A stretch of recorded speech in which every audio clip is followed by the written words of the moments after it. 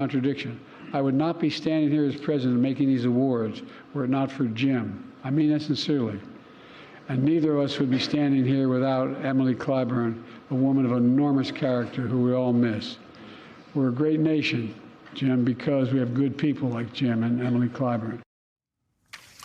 President Biden awarded Congressman Jim Clyburn with the Presidential Medal of Freedom Award on Friday. It's the highest honor bestowed on any civilian in the U.S. The White House says Clyburn, quote, transformed the lives of millions of Americans and created a freer country over the last 3 decades in Congress. And Democratic Congressman Jim Clyburn of South Carolina, the awardee himself, joins us. He's also a surrogate for the Biden-Harris 2024 presidential campaign. I got to give a quick shout out of congrats to my friend, the Honorable Jim Clyburn. Yes, congratulations, sir. I mean, truly, the highest honor.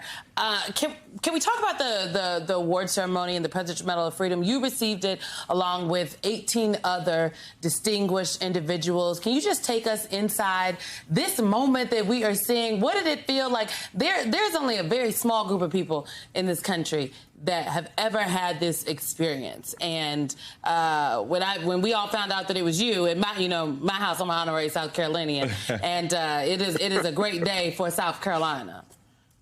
Take us into this moment. Thank you very much. Thanks, all of you, so very much for the support you've given me over the years. You have been great. I'm sitting here in Orangeburg County, a county that Michael knows very well. I know very well, Congressman, very well. And as I sat there, in fact, from the moment I received the phone call from the president, I really thought a lot about my parents. They made significant sacrifices, endured a lot of indignities in order to position me and my siblings, which we have tried to pass on to our children, the qualities that are necessary to do our part in helping to make this country a better place. I like to say to fulfill our pursuit toward a more perfect union. It is a great country. In no need of being made great.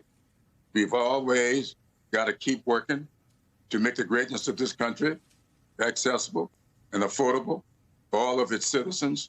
And that's what I was thinking about, looking in the faces of my 3 daughters and my 2 grandchildren and my great-grand. My granddaughter was there holding her 1-year-old.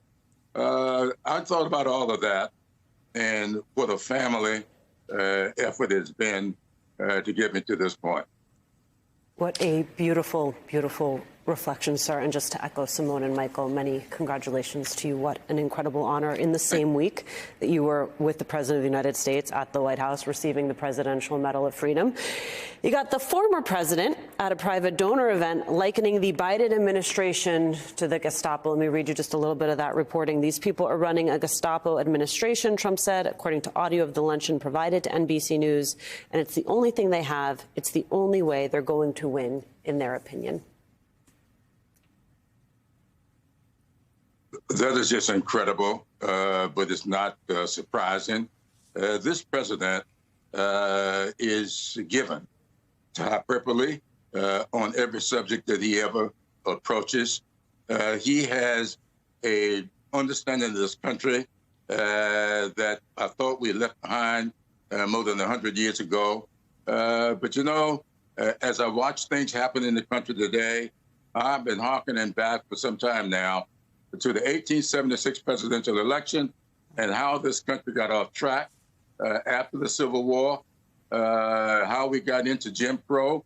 And I want to remind your listeners that the presidency of Rutherford B. Hayes came into being by 1 vote. Jim Crow became the law of the land by 1 single vote. A committee vote of 8-7 launched us into Jim Crow. I'm the 9th African-American to serve in Congress from South Carolina. There were 8 before me. But the problem is there were 95 years between number 8 and number 9. Why? Because the country got off track after that 1876 election, and we are approaching the same kinds of elements today, the same kind of rhetoric that we're hearing from Donald Trump. It's the kind of rhetoric that took place in that election, more at the state levels. Wade Hampton ran that kind of campaign that led to the takeover of all the southern states by the so-called redeemers. That is the kind of rhetoric that's taking place today. I've been telling all my friends in the Congressional Black Caucus, I wish you'd take a little time and just take a little read of all of what was being said back in 1876 and think about what took place on January 6, 2021. It's exactly the same thing. The words are different, but the meanings are the same. The phrases are so identical. And if we're not careful in this country, and I know that I've been hearing today what the Democrats need to do. No, this is not just the Democrats. This is about the voters in this country maintaining what this country is all about, doing what we can to fulfill the great promise of this country. And it's still a promise, an unfulfilled promise.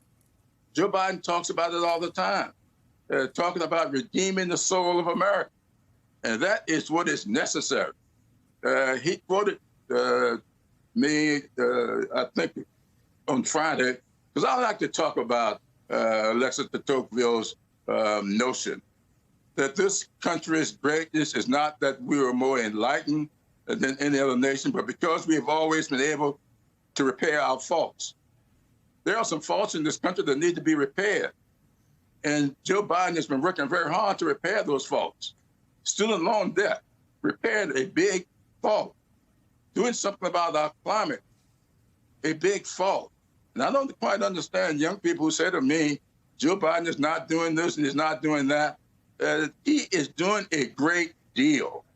Let us all pitch in as Americans and continue that effort rather than turning the clock back to where that dark place in our history that none of us ought to ever want to revisit.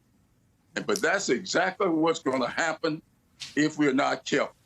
I used to tell my students when I was teaching history, I always said to them all the time, anything that's happened before can happen again. And that's what we got to be careful for as we pursue this country's greatness.